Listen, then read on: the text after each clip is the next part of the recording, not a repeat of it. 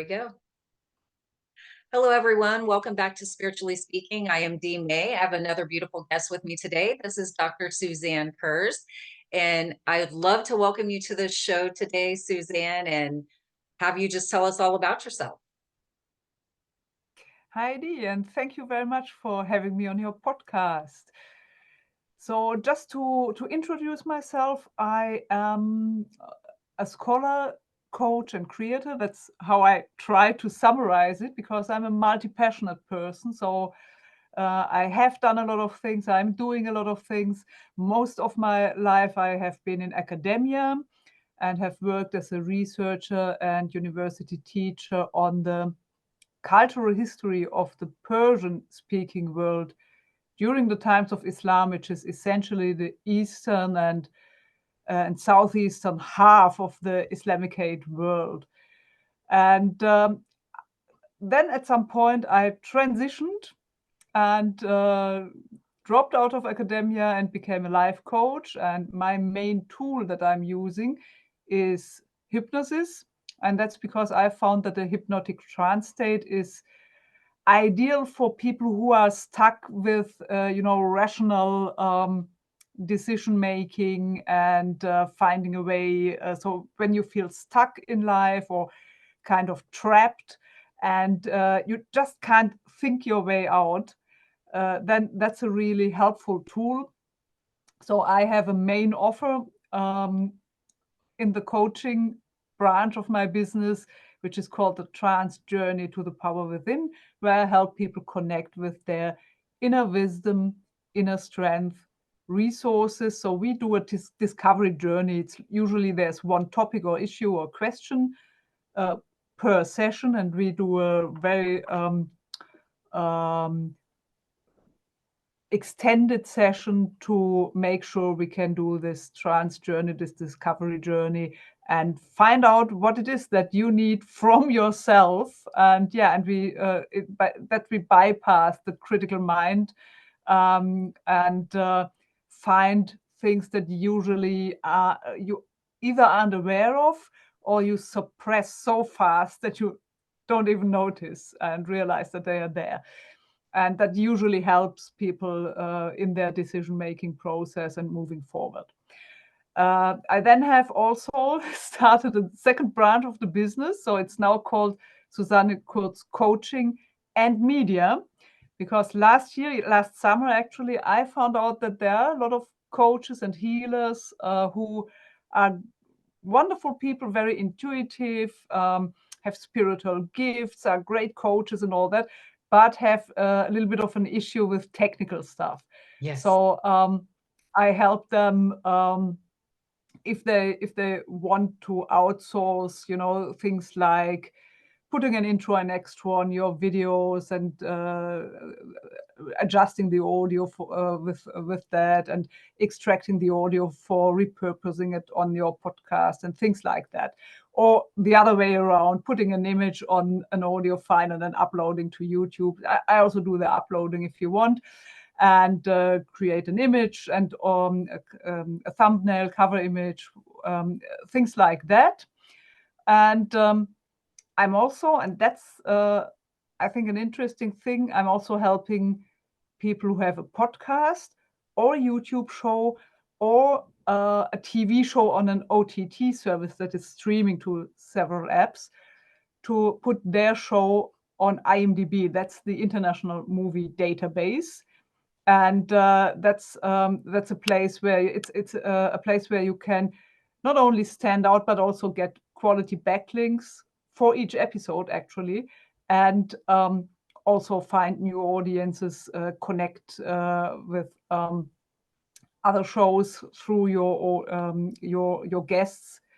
And it's I won't explain that now, but it's a bit complicated, but that's another thing I'm doing. So I'm doing a whole load of things, and then on the side of it all, I have a passion project, which is a high fantasy TV series in development, with a wonderful British actor for the leading part, and I have a lovely director who knows very well how to make a lot of great things happen with small funds, so that's important for an independent project. Yeah, and we are just going forward and trying to get the funding in, and ambassadors and advisors and people, just fans also. We want to take the fans on the ride and show them what we are doing. For that's another thing I'm doing. So I think that's all. So that was a quite I think a substantial introduction, but that happens when you let me talk. I love it. I think that's amazing. I was just thinking you have in the beginning the spiritual piece, and then you have the logical side of things. So the that piece of it, and then you have the Yeah. creative side of it. So you've like encapsulated the whole shebang with everything you're doing. That's pretty amazing. Yes. So can you tell us a little bit about your fantasy show? Is it a series or a movie? It's conceptualized as a series, a Okay. TV series, and I have essentially when it started out that I started to write a fantasy novel. Actually, it started out with a writing exercise, and then that kind of developed a life of its own. And that's way back, I think, in 2005 or six. I was still doing my PhD, but was looking at what is going to come next, and just taking the opportunity to develop my creative skills. So I started this concept, and sometime in 2011, I always did that as a hobby. In 2011, I think I stopped because I got stuck for various reasons. One is that I'm not a very as a writer of this kind of stuff. I especially this project, I wasn't very much into planning it out from the Mhm. beginning. It was more like because of the way it developed, I'm actually a planner, but in that case, because of how it developed, I wrote this scene and that scene just as it came, and then obviously I got problems with plot structure and all that sort of things. And but the bigger reason was that I had meanwhile developed the idea that because it's a fantasy world, it's high fantasy, it's a world of its own. It's not like it's our world with a layer uh, in the background that people usually don't perceive. It's a completely different world that I've invented, obviously with a lot of parallels to our world, as it usually is. But because of that, it also has magic, and I had developed the idea to do something that I'm looking for as a reader, and also when I watch something. And I really like watching fantasy on TV, and also in cinemas, obviously, but uh, on a screen because of the visuals, because the visuals are so Beautiful. interesting and Yeah. rewarding and and fun in fantasy, that I like to have that on a screen. But what I'm looking for, no matter if I'm reading it or if I'm watching it, is that I'm looking for some kind of inspiration and something that may go a bit deeper and actually teach me something. So one thing is I like that's not only fantasy, that's everywhere. In fiction, I like to see characters go through trials and problems and so on, and see how they develop, and also them developing certain skills and things, because that kind of inspires me to then, when I switch it off or stop reading, to go about my own life in an inspired way, to say, okay, now I'm doing that in my realm. Yeah. But for fantasy especially, I am looking in the magic and the concept of magic and how that works. I'm usually looking for something that has some kind of connection to our world. Um, and usually, obviously, to the layers that are less explored and not so scientifically, proven, and but interesting, and kind of going beyond the horizon, beyond limitations. That's kind of a theme in my life. It's also in my academic work. It's a different culture and different times and all that. It's kind of transcending limits, and I'm looking for something like that in fantasy. so really good fantasy for me is something that has a reference point and works with that in our world and works with that in an inspiring way and in a way that may give me some clues and hints and things to then go and explore it in our world and for myself, and maybe there's a sparkle of truth in it, and I can make something of that. I can learn something or extend my abilities or my skills or something. And that's what I wanted to do with this story. So it got quite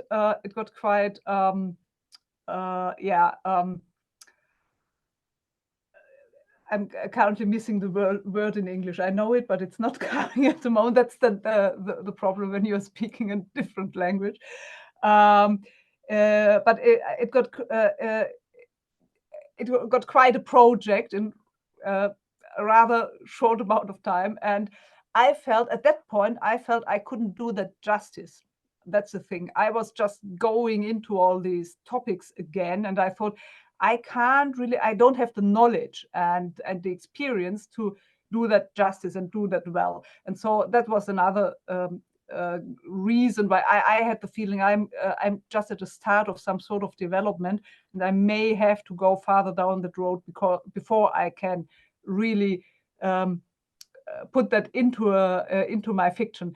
And so I dropped it for a while, and then at some point, because I found a hobby when I had a really dark time in a way, between academia and what comes next, and didn't really know where to go. It was kind of like a big black hole in my life, and I didn't really realize it at that point because I always have projects and things and ideas, and that's just something. I'm never sitting there and thinking, oh, okay, it's also boring, and what shall I do, or something like that.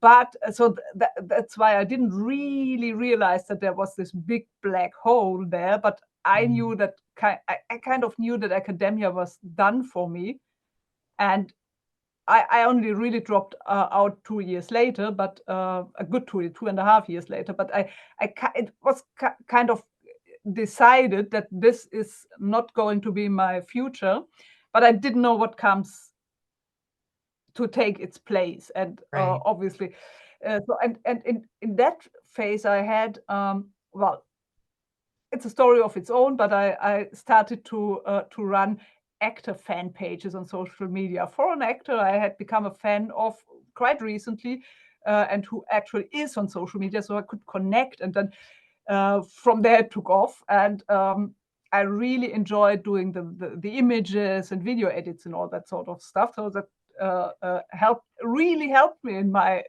black hole, because I had this creative outlet and was kind of getting an explosion of creativity. And because of that work, at some point I realized, I mean, I had realized that before, but I realized that this guy really is pretty close to in terms of appearance to my main character. And interestingly, and obviously I'm a fan, so I'm really convinced that he can do this character justice and could do amazing work with that. And there was something, we had the conversation about something, and there was something that triggered the idea in me that well, why go through the journey of writing the book and then publishing the book and then marketing the book, and then maybe if the book takes off, at some point we'll get a film of it. Right. Why not just go straight, because it wasn't finished, the concept was there, but it wasn't finished. Why not go straight to script? And so in the end, I talked to this actor about this idea and what he thought about it, and so, and he said, oh yeah, I can do that. And so I said, okay, good. I checked my material, and at that point I thought, okay, let's do a film, because a film is more doable, because you need a certain amount of funds, and then you do it one time and then it's done. So it's something you can do as an independent creator. and a filmmaker of sorts. But I looked back at my material and I found that I had written, I don't know, something, I had something like 300 pages of scenes, started scenes, outline scenes, things like that. So it wasn't even the whole book, just part of Right. it. And I looked at that and I thought, okay, and I had already obviously thought about there could be a second book and maybe a third book, things like that. I Yeah. had some ideas for that already. And so I looked at that and I thought, oh no, I think we need a TV series. I Yes. think at least one season, one five or one mini series or 5 or 6 part series. I think up to 5 parts can be a mini series, but at least a 5 or 6 part series, Yeah. just to get this on screen in a meaningful way and in a just to make it happen properly. And I outlined that and turned it into English. Obviously, I had written that in German because that's my native language. Turned an outline of the whole story of the first season, which would be the book I had conceptualized. Wrote that up in English, turned the character description into English, reworked it a bit, solved my plot issues and the conceptual things about the magic and all that. And then I sent it over to the actor. And then a couple of months later, we had a talk, a call, and I said, how is it? Is that something you would like to do? Do you think that's good, or do you think it or not, or yes, but with certain reservations and things that we need to change? And he said, no, it's without any reservation. That's great. And so I thought, okay, then let's work on that. And essentially at this point, and that's a couple of years ago, obviously. Then because it was slightly before. Actually, that call was during the pandemic, during the lockdown. Wow. And then obviously the problem was that I had why it took so long to get further on with that was that I had this idea that I was just starting a business. Obviously, I was in this, this transformative stage, and I had this idea to let's make the business work. Let's generate some business income that can, pay the bills and all that, and then I can use my my savings, my resources that I had amassed during my time in academia, mainly because I always had those, those time limited contracts where you never know if there's going to be anything after that. And so Right. you're just saving and saving and saving away. And then I could use that or part of that for my show, to start funding the show and to get it going, but that didn't work as I had expected it to go. And so that was like, so yeah, that slowed me down a bit. But at this point, we actually have quite a bit of material. We have a little team.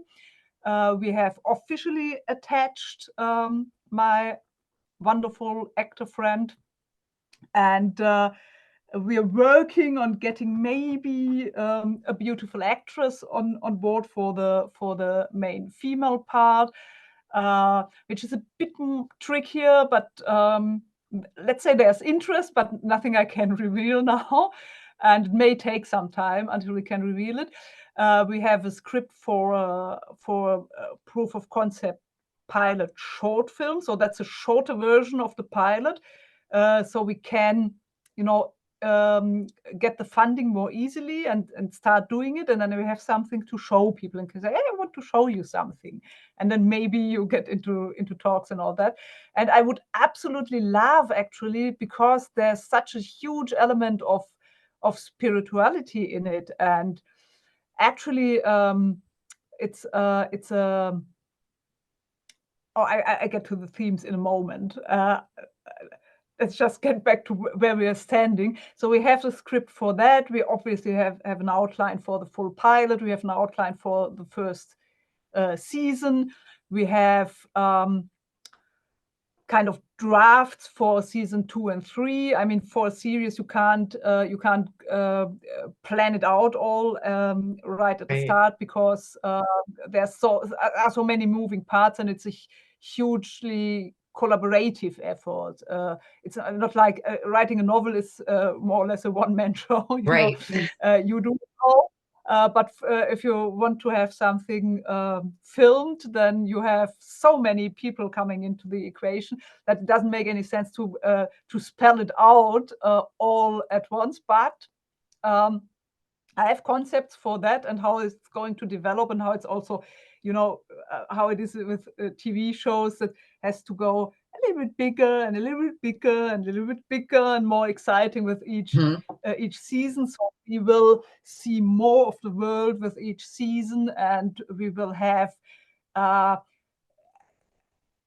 of an arc of ever more exciting and more interesting and more fascinating topics in it also. I think it can get really meaningful also by the end of it. I'm really excited about that, but also very excited about the first season. And we have a pitch Bible with a bit of visual material and character and ideas, who could play who, and things like that, character breakdowns and all that.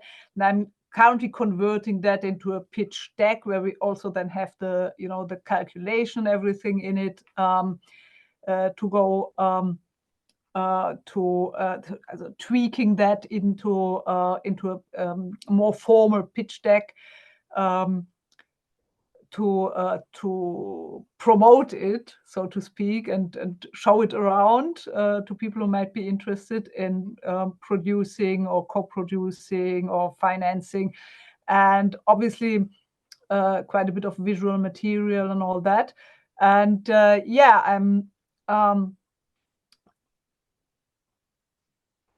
just currently thinking, where do we go now? I think the first season is and I've mapped out 3 seasons, and after that, obviously, you could go, if that takes off, you could go further on and explore a lot more world, and you could, and there are various options how to go on.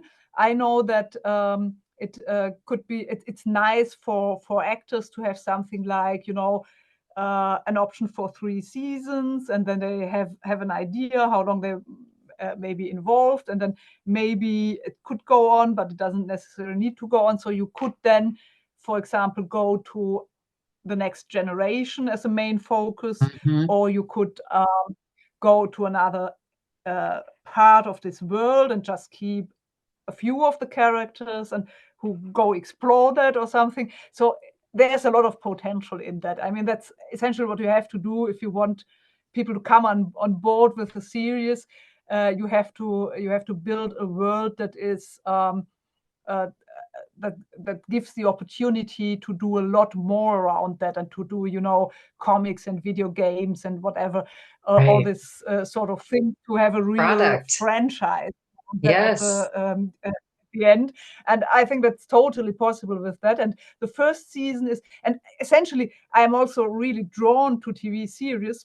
To be honest, I'm really not even eager to make a movie. As I said at the start, I was thinking movie because it's kind of easier to make it happen faster, but because it doesn't, it can mean substantial investment, obviously, because there are movies being made for several $100 million, obviously. Oh, yeah. But you don't necessarily need that much money for a film.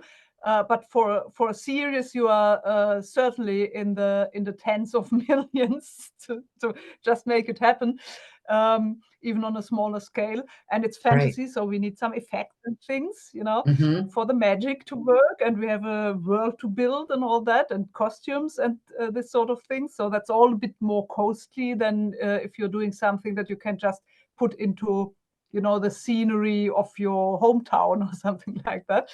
Um, and yeah, but I really like this idea. I'm really a fan of TV shows. I'm really on board with that, because when I grew up, actually it was like, yeah, movies are the real deal and TV is kind of like consumption for entertainment, something like that. But that has changed, and It has. we have seen that TV shows can be uh, such a can have such great production value and be such great um, stories, and really consistent in everything, and also not necessarily just episodic, but also kind of, you have there's a term for it which I've currently forgotten, but there's a term for a story that runs through all the Storyline. episodes series, which is not it's not the episodic kind, where each episode has its own story, and then you can theoretically you can go on forever, and you don't necessarily have to have seen the prior episode or something. But we have all these great shows. We have Game of Thrones, we had Vikings, we had, which actually I found my main actor in Vikings. Nice. He played King Aegon in Vikings, and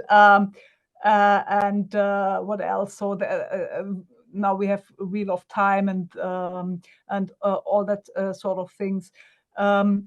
So we have this era of really awesome TV shows, and I find myself really eager to watch a show, to have multiple episodes to go through, and that's mainly because I'm really character focused.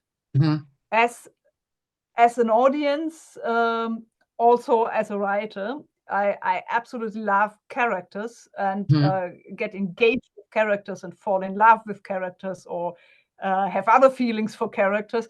And I think a TV show gives you an extreme amount of space for character development, and not just Yes. for the three big characters, which in a movie you always have to cut it down to the absolutely necessary because of Yes. the time restrictions. But in a show you can really develop that and go broader, and develop the characters, and also not just the main characters, also the side characters.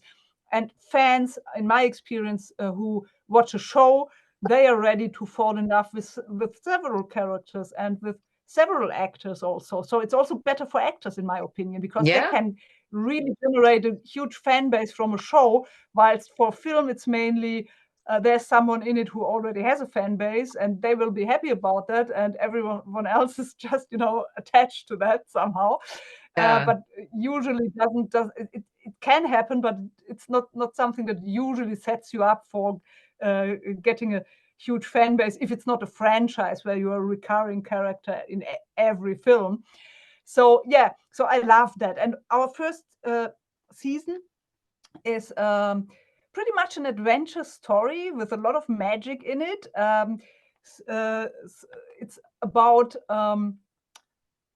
a character who has grown up in a magician realm, and has then migrated to the neighboring kingdom, which is a merchant kingdom.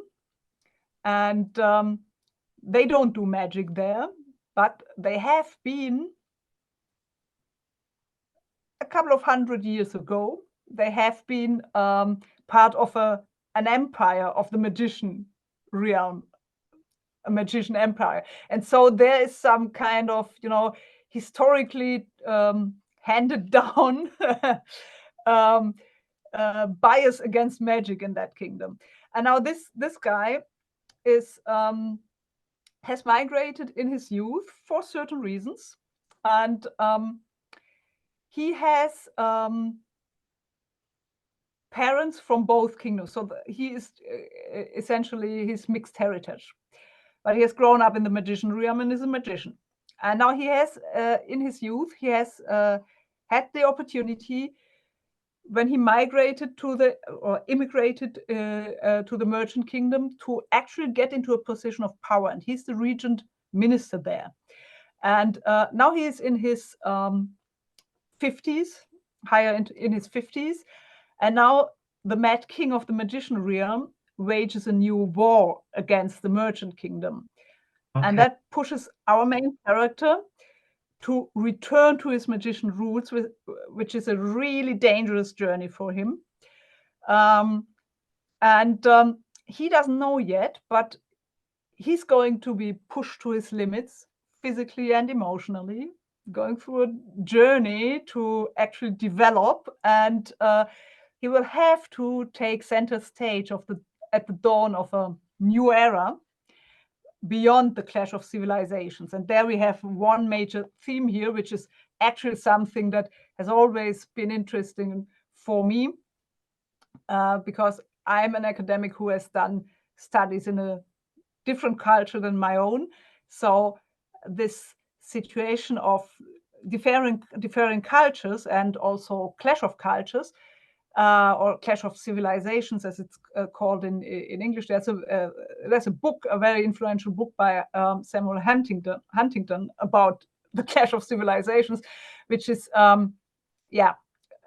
something not to be easily just accepted as is, but this theme is important in the story, where we are exploring the elements of that, and then eventually the overcoming of it. And the spiritual level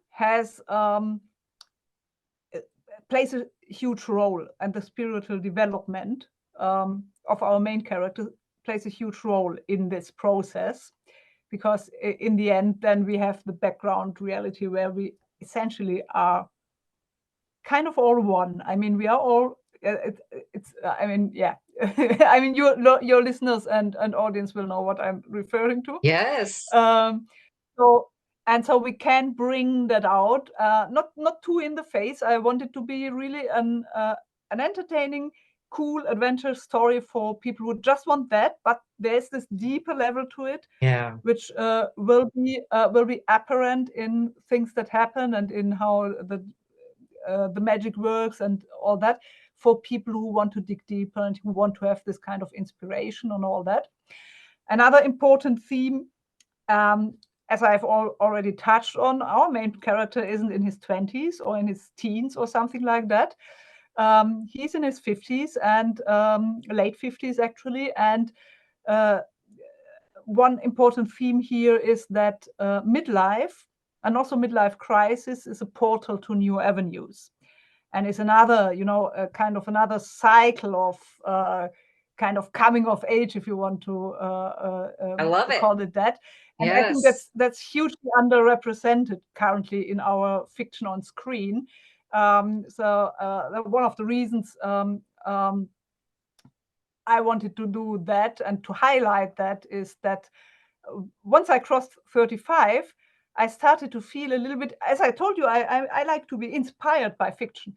And yes. I started to feel a little bit let down and frustrated, actually, instead of inspired, because I noticed that most of the stories were rotating around 20 or 30 somethings. And yes.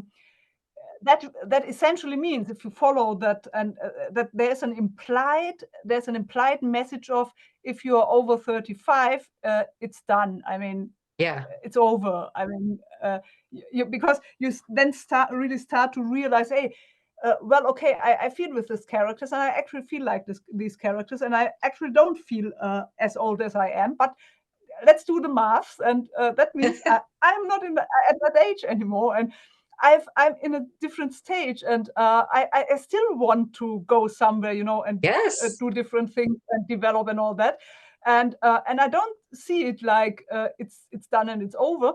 But that's kind of, I don't know if that's even probably not even meant to be, but it's kind of a message you receive when you're older.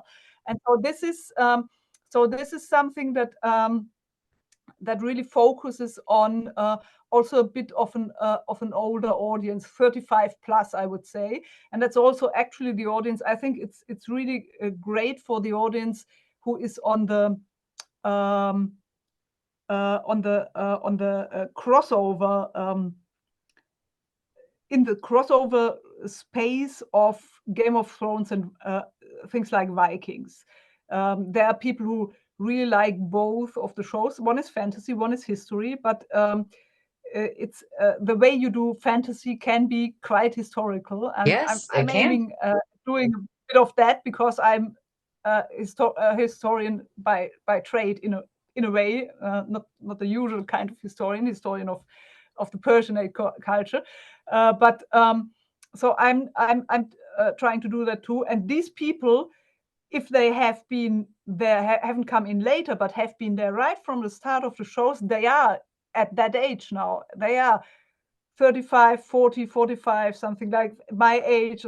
So because that's been 10 years, 11 years ago that Vikings started, and Game of Thrones is even earlier. So I think these people will get a really great show here. But also, and obviously our main female character is also, she's also in her mid to end 40s, so she's also not that young anymore. But obviously we have a younger generation in it, who are also a little bit of troublemakers, and who also drive the story forward and also the developments forward. So they are also disruptive and going to help shaping this new era. And so they are also important. That's an important thing I wanted to do here, is that we have a main character whose story is the focal point of it, but we don't have small characters in the sense of any of the characters is not important or irrelevant or just a sidekick or something like that. They all have their space, and they all have their function, and they all have their depth. And so I think that's also really important for this kind of show, to have that. And I find that really really really appealing also. So it's not actually an ensemble piece, but it will have some characteristics of that. And obviously we'll have love stories and things developing Of also. It's not course. just war and magic and fight and bloodshed and whatever. We have a bit of that, but I don't think it's going to be as dark as some of the current series. That's another thing that I found that I'm struggling with. Maybe I'm really changing there, but I think it's also a little bit the shows, because there are load of really interesting fantasy science fiction shows and all that on streaming services right now. But I'm currently rewatching some really old things from the 1980s, because all the other interesting things that I would like to watch, I had to stop watching often in the first episode, because it's so extremely realistically gory. Yeah. I mean, and not just because it's realistic, it's really gory. And I mean, we will have battle and fight and war and little bit of torture and things like that. We have that. It's just part of this setting. And there are darker aspects to it, but I think overall this show won't be as dark, and it won't be especially gory. I don't think. It's more. There will be a lighter tone to it, and it will be colorful also. The style is colorful, and so it will be, I think, easier to watch for people who may be a little bit sensitive or have developed some sensitivities. I'm really not sure if it's me, or if I'm noticing more what it's doing inside of me. And that's like I'm kind of starting to feel just like I'm getting kind of like you to take a piece of paper, and into your fist, and like that. Something like that happens inside me when it Yeah. gets too gory, and then I think, okay, that doesn't feel like vibes I want to have right now, and so I just stopped watching.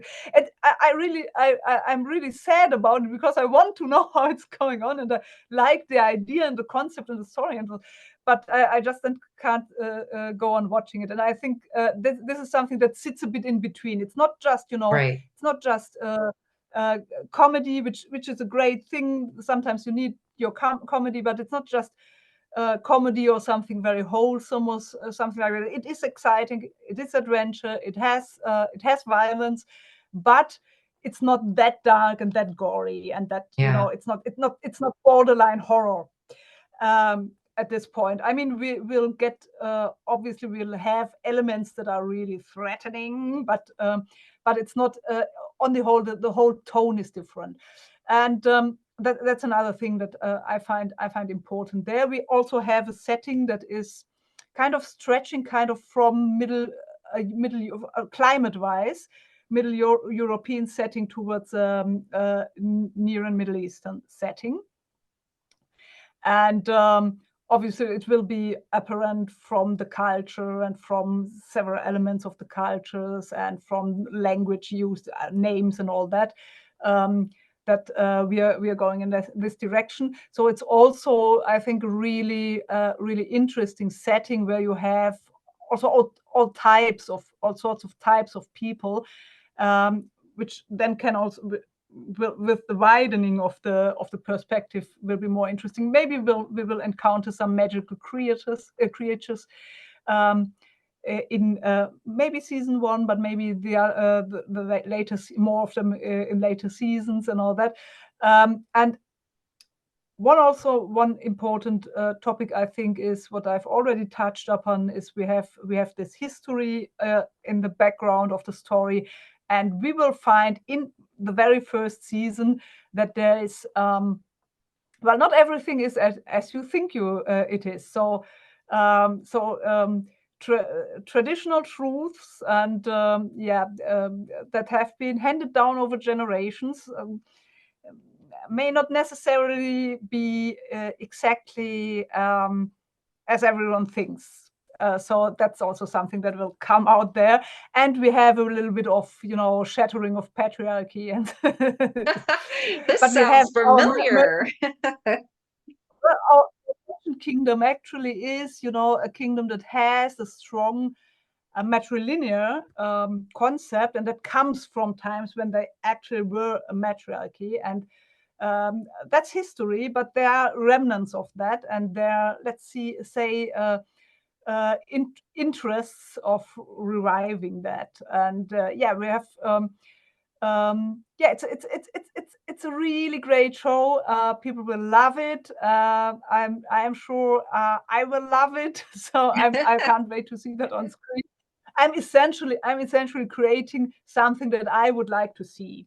Yeah, So that's amazing. I love it. And I can see on you, like, your energy is just exploding with excitement and just amazing, magical, just incredible, I don't know, fabulosity that comes to mind. yeah, I mean, it's I just essentially. feel that from you. So tell me, do you feel like the current events, I have two questions here. Do you feel like the current events of our world have influenced this story?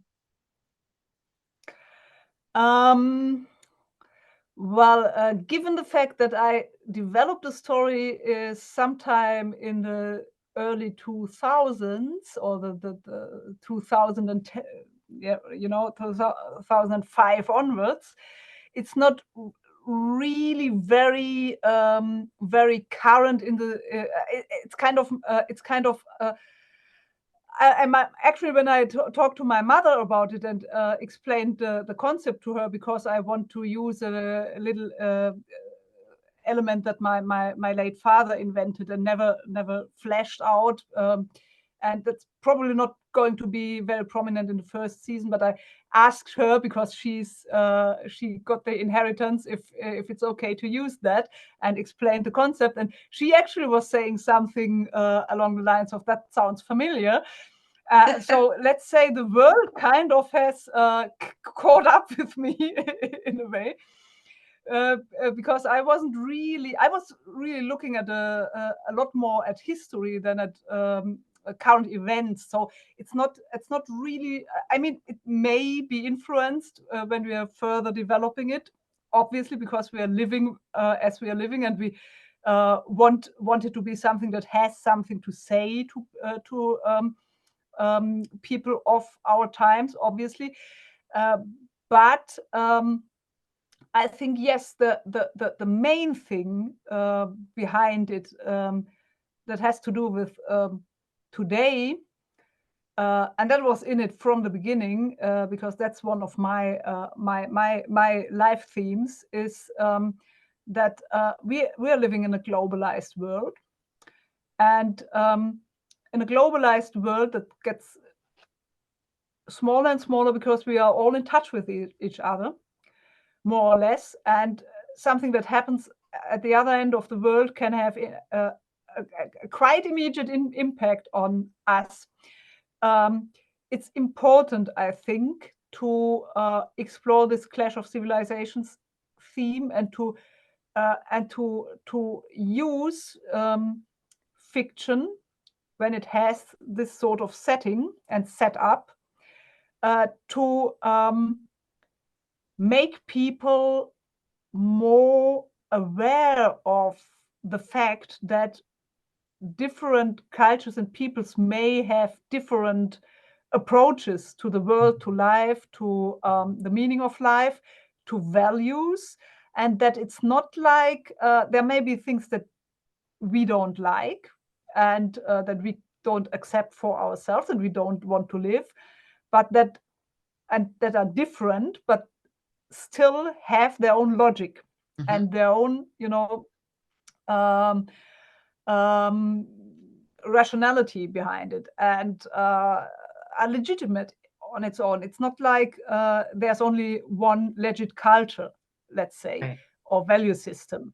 And I mean, there will be people who fight me on that, but that's that's something I really want to bring across, that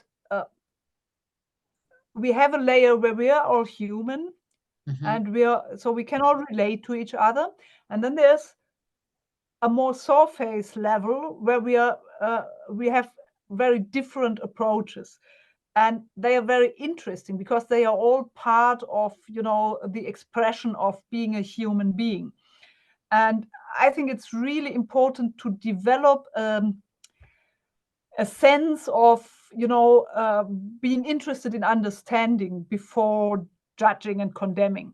Yeah, unity. And yeah, and to bring us closer together in a way that we also respect each other more. Yes. Obviously, not talking about things where people are tortured to death or something, Right. but more cultures as such, and how they are operating. And I think you can never really have a peaceful coexistence with people whose way of life and way of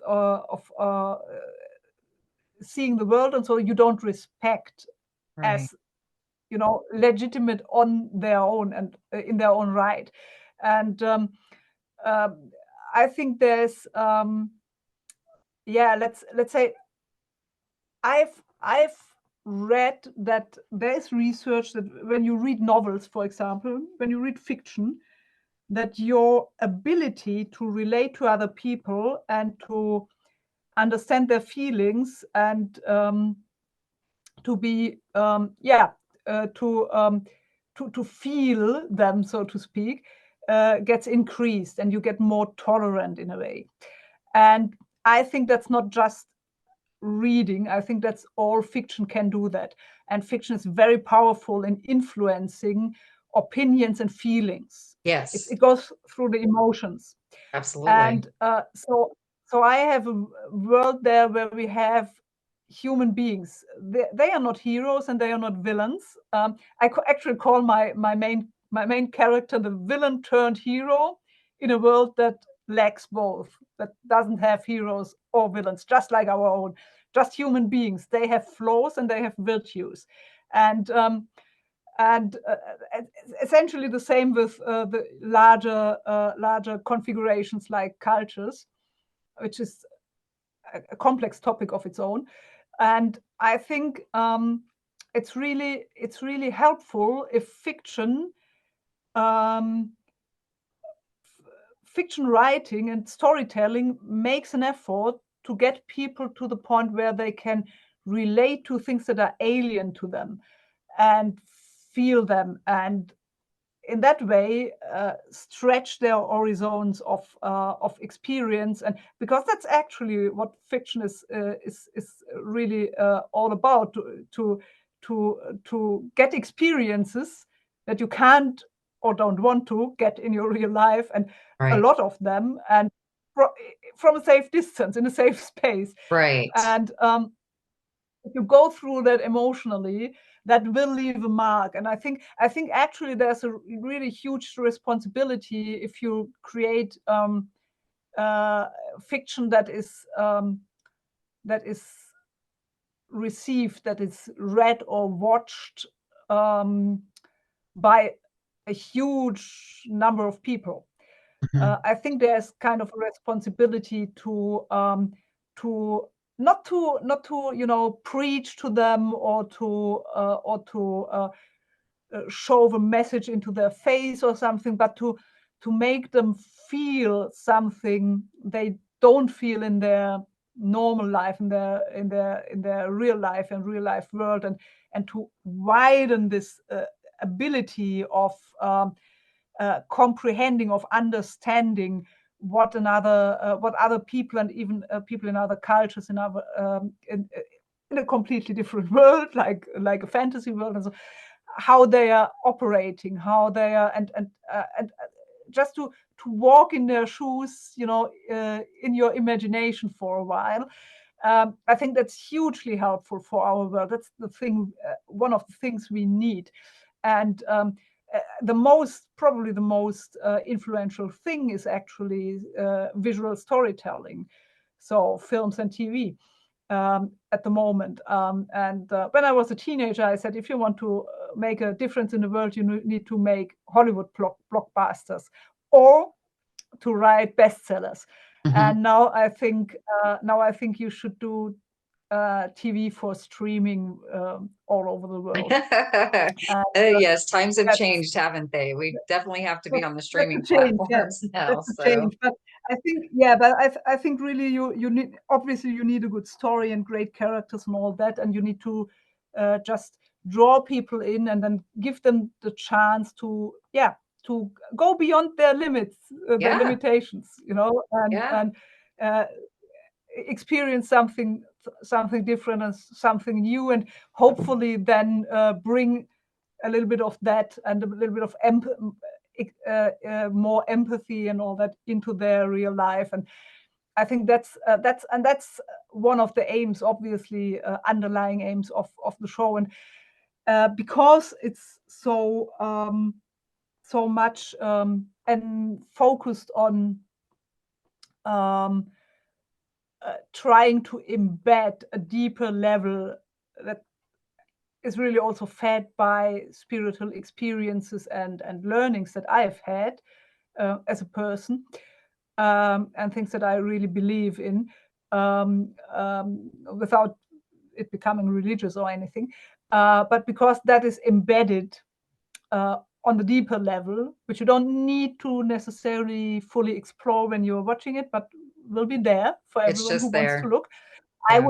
I would absolutely love to have to attract people from the spiritual realm to come in, to give advice, to be ambassadors in their communities. Say, hey, there's this show, and we love this show and this concept, and we would like to support it. And obviously, we're looking for patrons and for sponsors who maybe want to have their business name associated with it and give us some funding for that and all that. So I would love to have a good deal of resources come in from from that side. So we have we are a little bit more independent of the shenanigans of the entertainment industry. Right.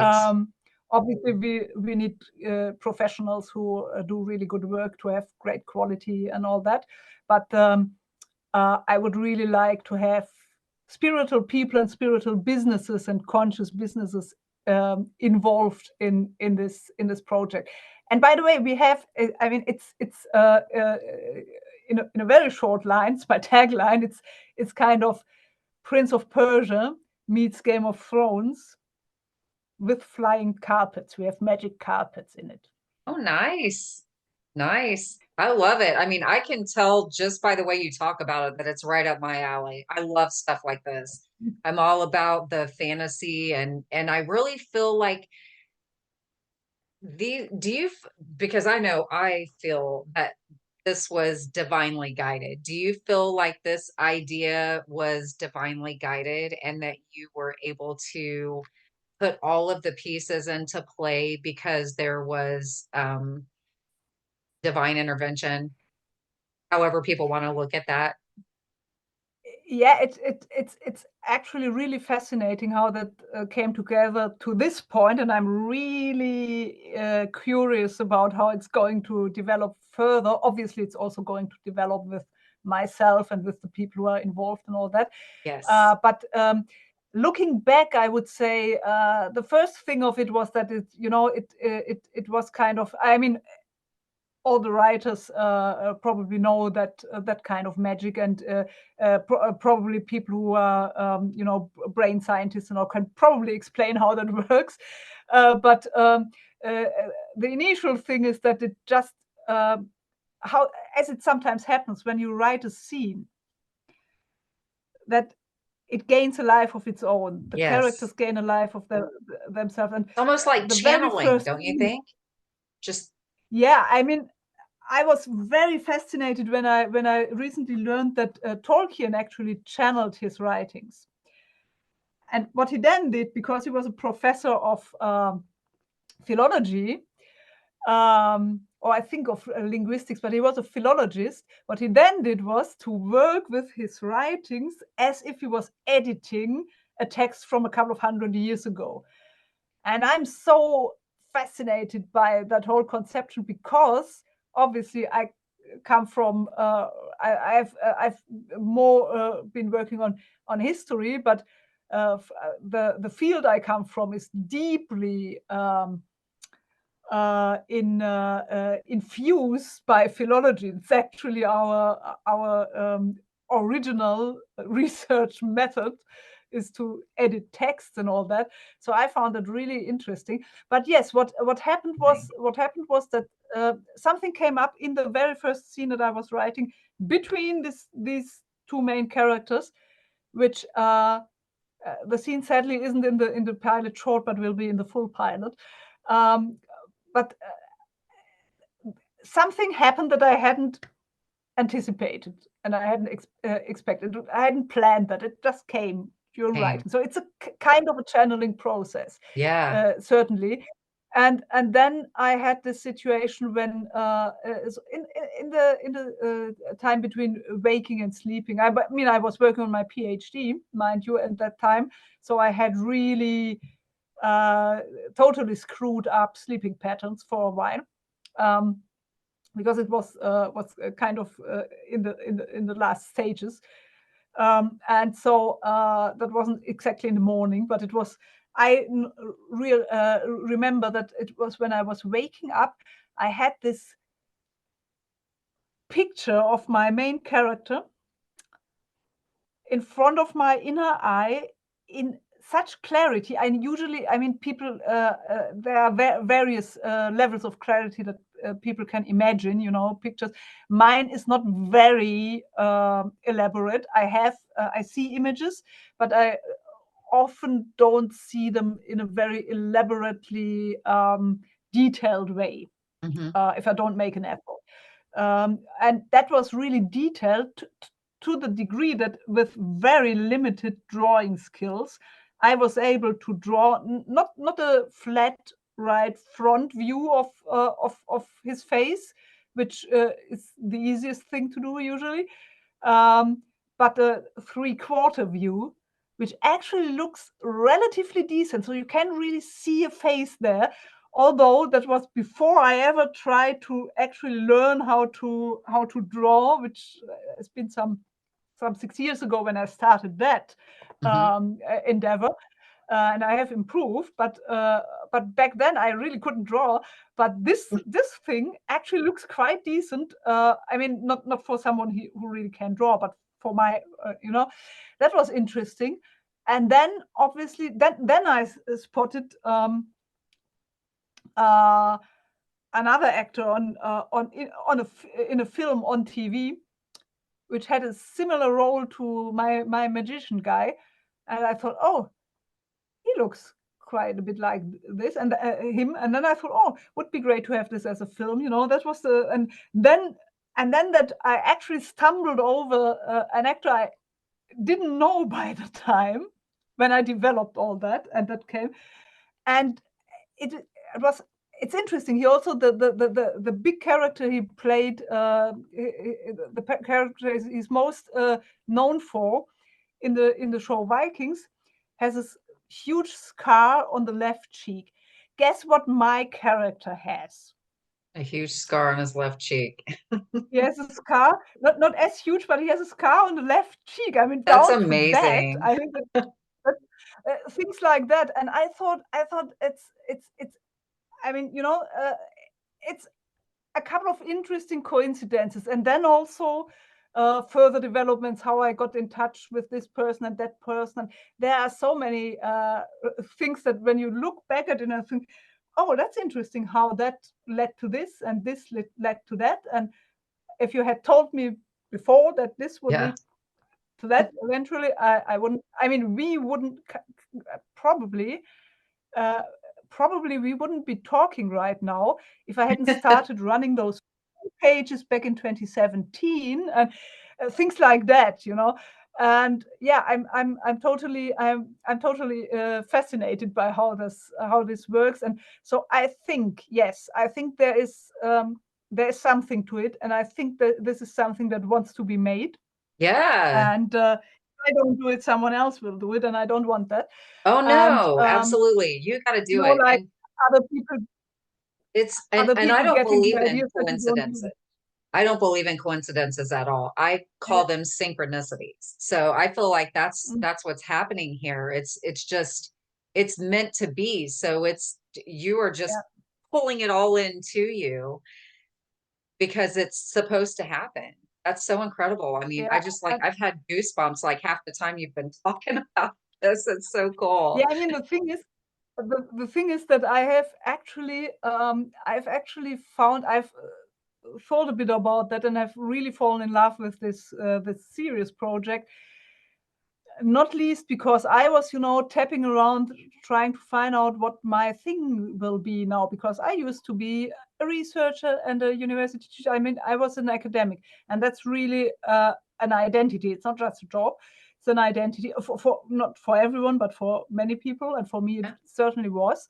And then I lost it and I had nothing. And I actually lost my social identity for a while, which was really Yes. uncomfortable. But I think what was really helpful for developing as a human being, kind of, without any labels put on me.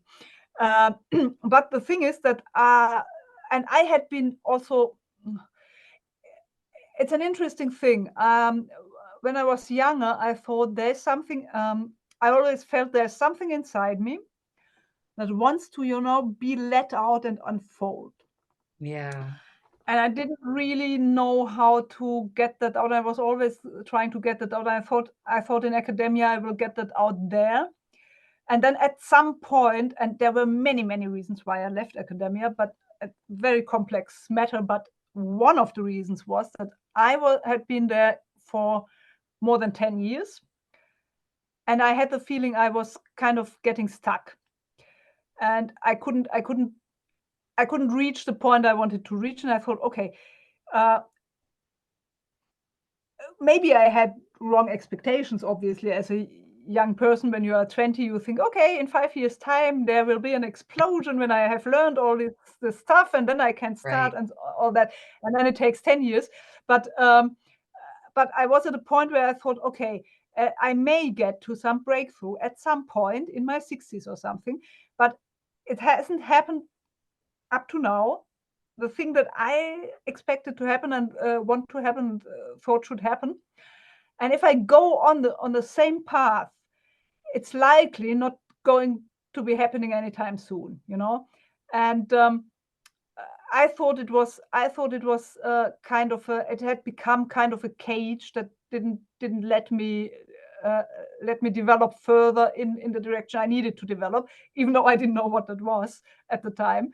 And I'm still figuring things out, by the way. But and I had tried to find my uh, my medium or my style or something. I've always been writing, and I was I was tapping around, and while I was still in academia, I was trying to find, some form, some medium, some kind of type of writing or creating that would be somewhere in the middle between would make use of academia, my academic skills and knowledge and all that, but combine that with the creative uh, side of me, Yeah. because that wasn't being addressed enough there. I mean,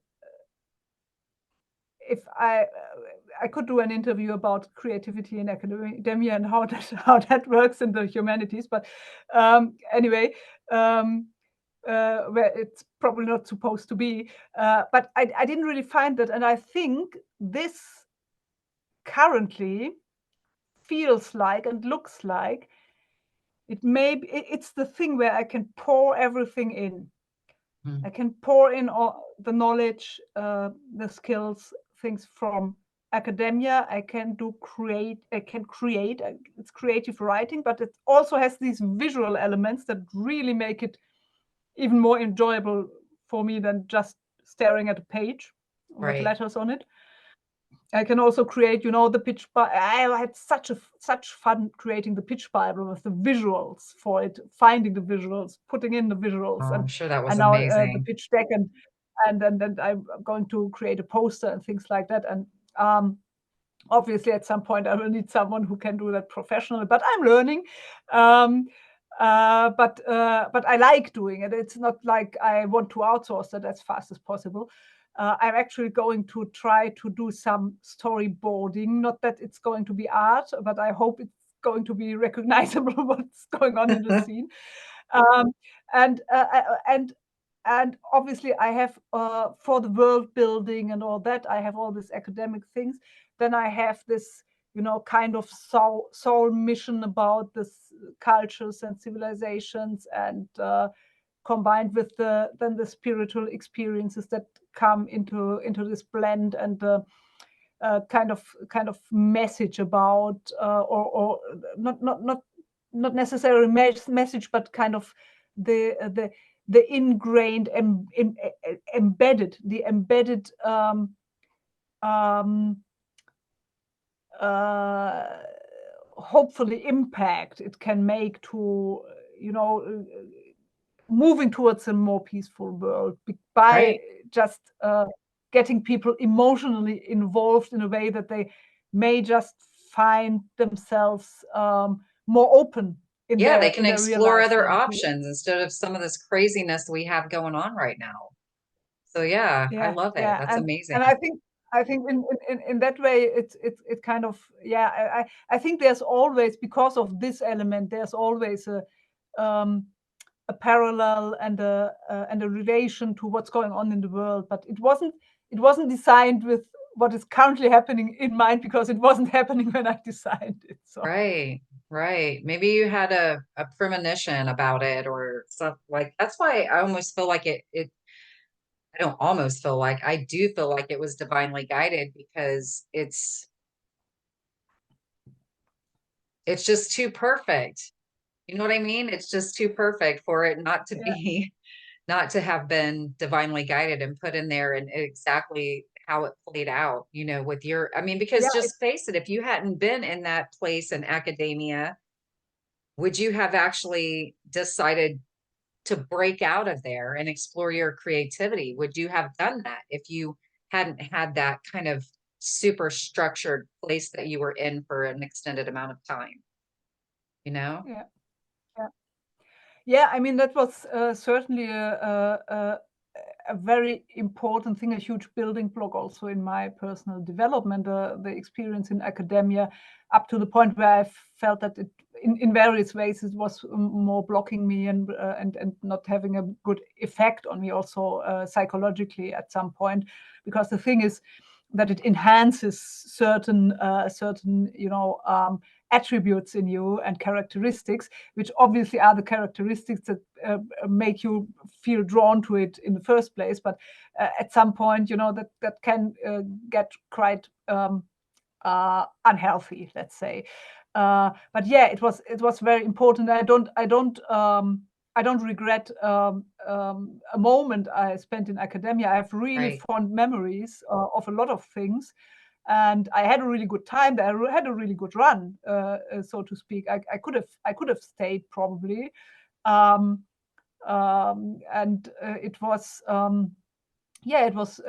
it paid nicely, and it was a lot of interesting experiences, and also developing skills and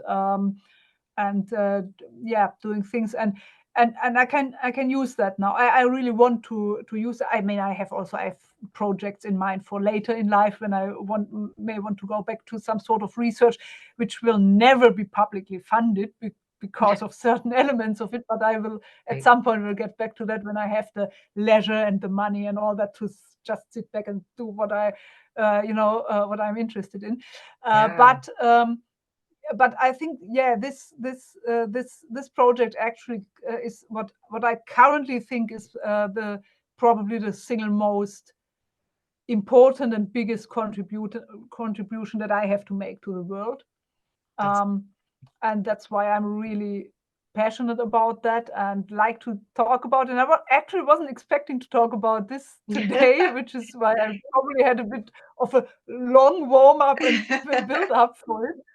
You know It's what though? I not love it really a very. because it's perfect because and it is like I don't even believe in the word perfect, but I'm going to use it here because I love it because it's a different take on spirituality, right? Like so we talk about all of these traditional ways of being spiritual, but this is a little bit of a different slant on it in that it's about your creativity. It's about listening to your soul and allowing your soul to guide you. And even though it puts you in an uncomfortable place, for example, when you said it, you lost your identity. So you had to re-find yourself, so to speak, and discover who it is you truly are at your core.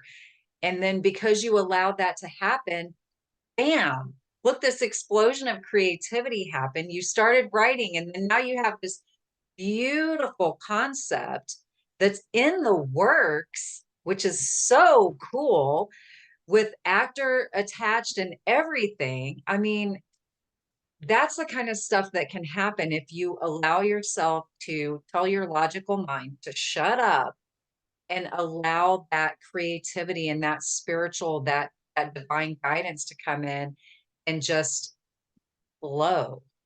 It's so beautiful. So I love that we did this whole thing this way. I love it. It couldn't be more perfect. And if anyone is out there listening and you would love to, I mean, she laid it out there for us a couple different times in this podcast, but if you would love to help her in some way, you can contact her. If you'll send me all your links and everything, I'll put them Yes, in the description box below this video so people can yes. readily contact you because I love this. I love how this whole thing went. And man, I'm excited. I want to watch it like right now. I wish I could plug it in right now and watch it. So Yeah, me too. Me too. Especially when I'm writing and I can see it play out in my mind and all that. Obviously, yes, my director will have a say in how it is eventually will play out. But right. yeah, it's wonderful, and I would love people to connect also on the pages of the show. I have a page on Instagram and on Facebook for it. and it's called Magician's Blood. Oh, I love it.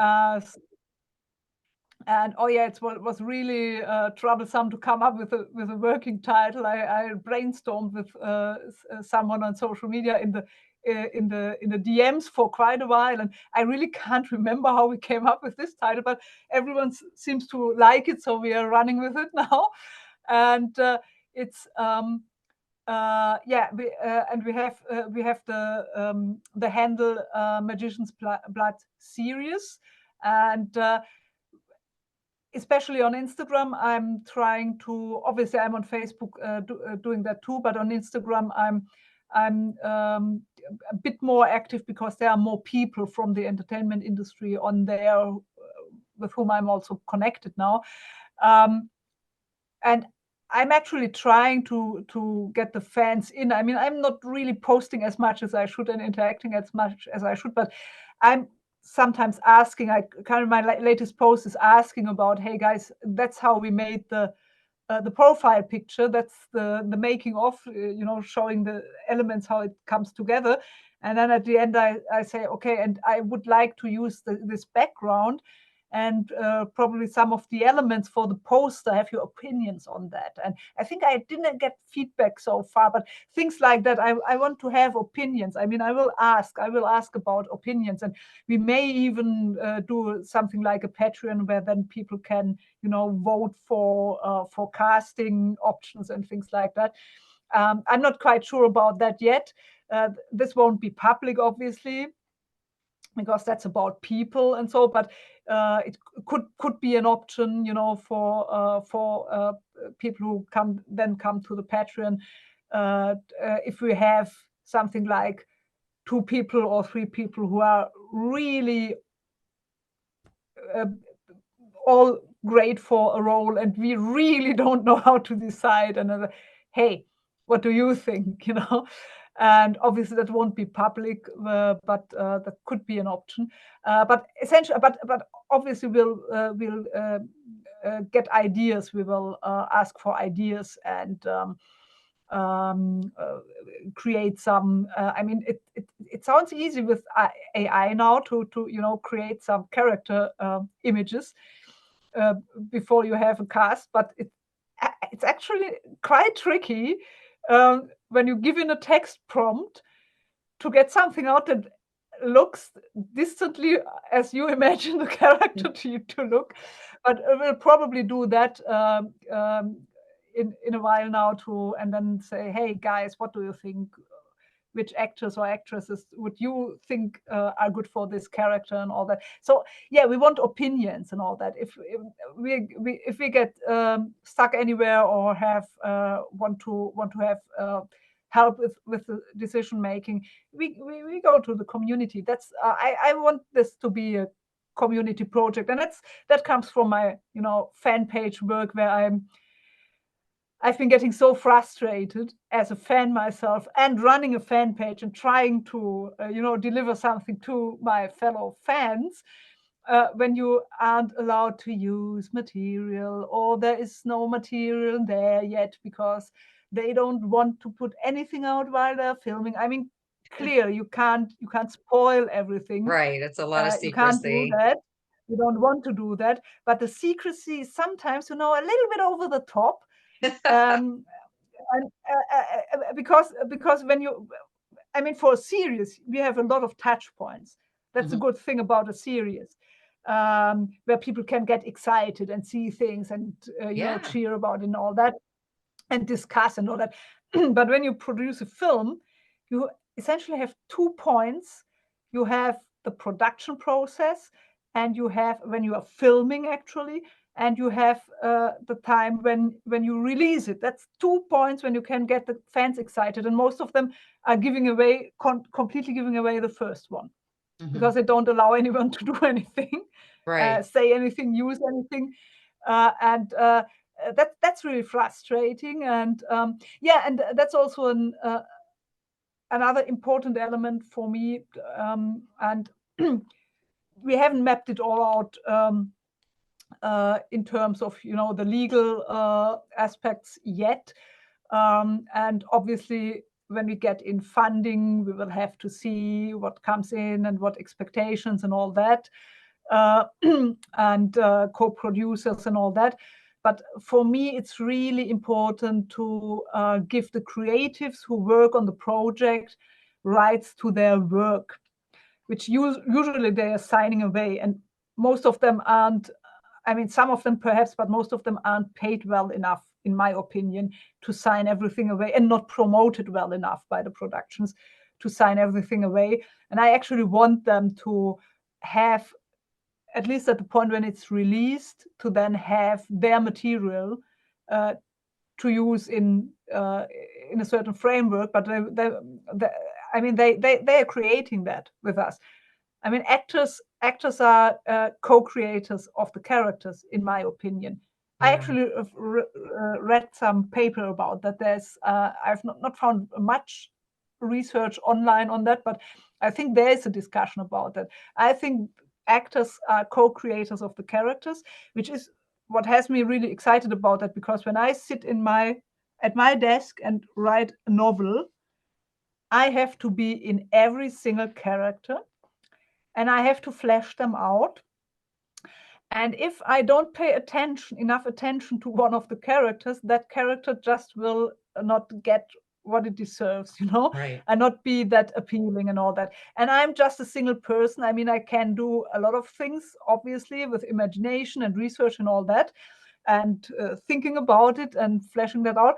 But nothing is better than handing a character you have invented over to a person who will get into the skin of the character and explore this character to a depth that you really can't, because you have to think about all the characters and the story Right. and the arc and everything. But the actor will go into this character, no matter if it's a main character or a side character. The actor will go into their character and go into the depths of it, and feel them and flesh them out and bring them to life in a totally different way than you as a writer and a creator can do that.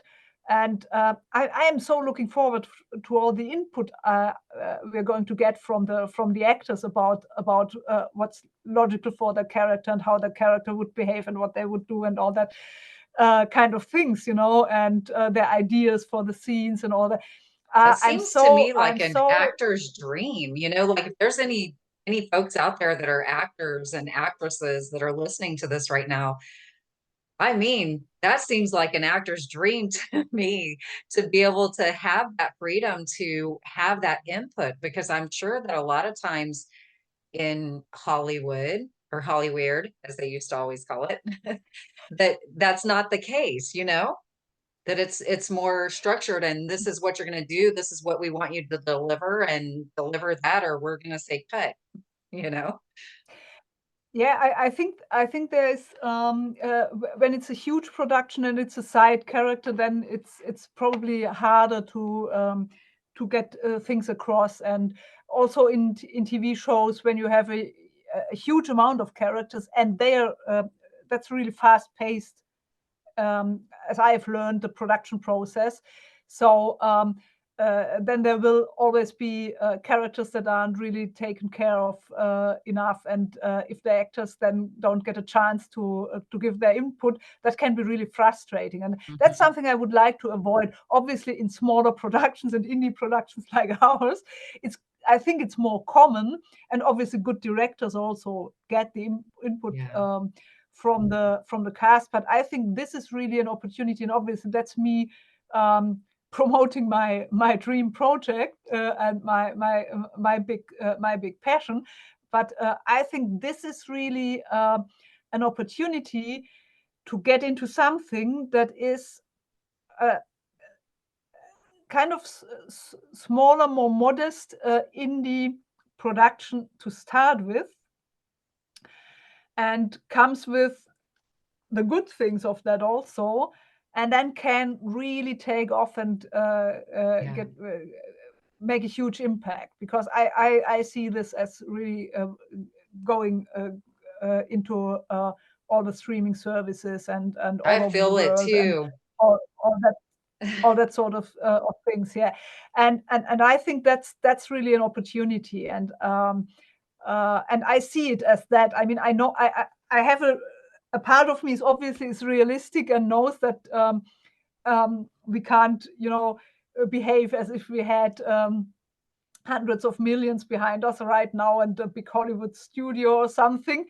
That's not very realistic. But in my mind, as like I am thinking about this project uh, as a gift to everyone involved, because Yeah. I think about it as a big thing Yeah. and something that will be a big thing.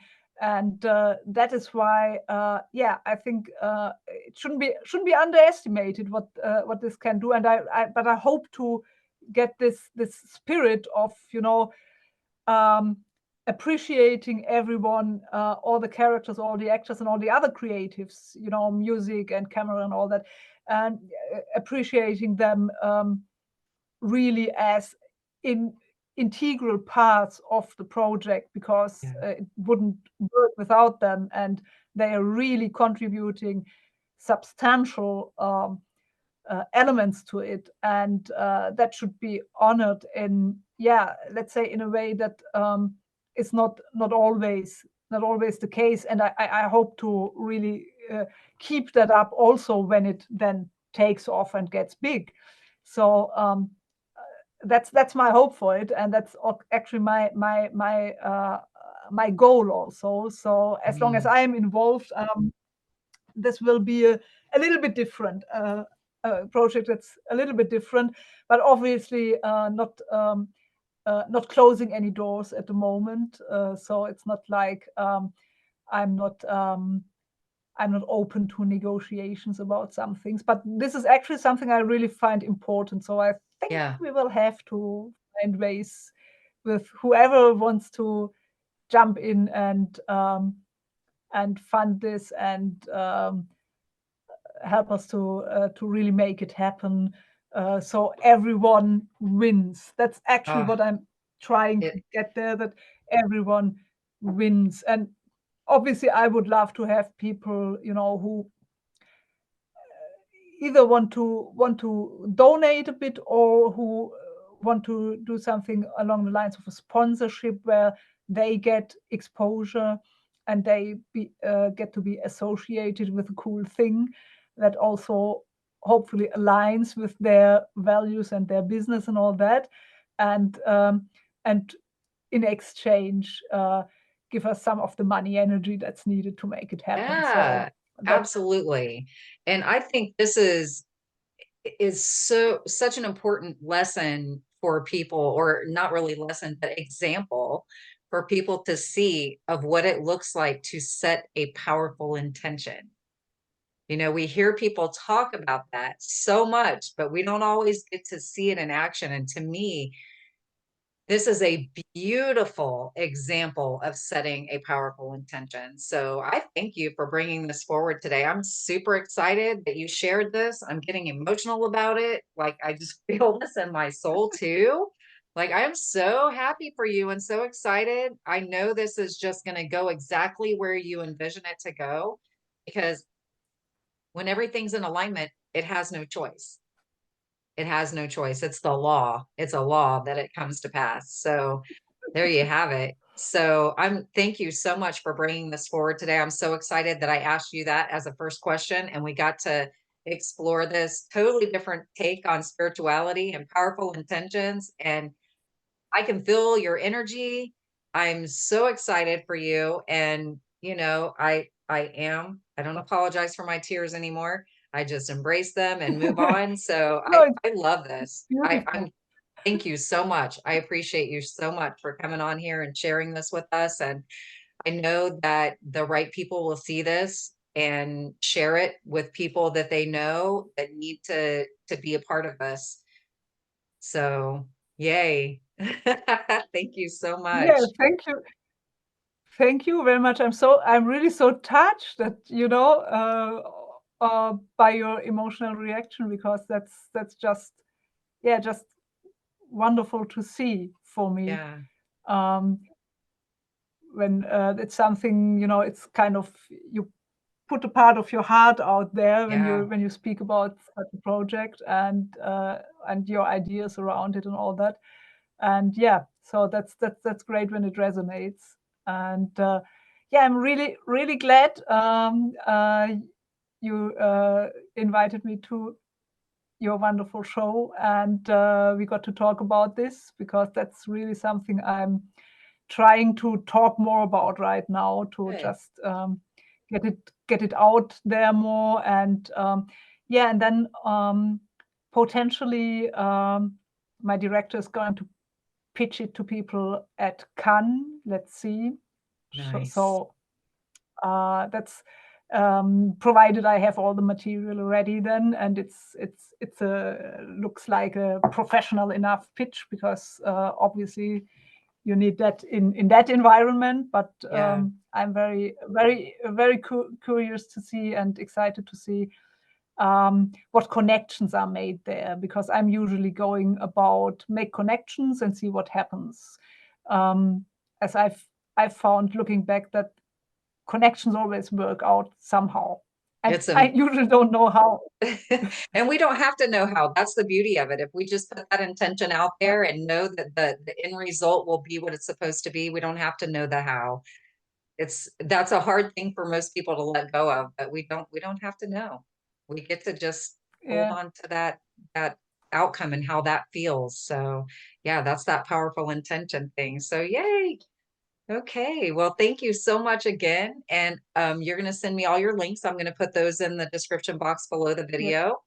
And thank you, everyone, for tuning in again to another episode of Spiritually Speaking. As always, we do have the Spiritually Speaking Facebook group, and I'll put the link down there for that as well. And as always, I love you all. We'll see you on the next one.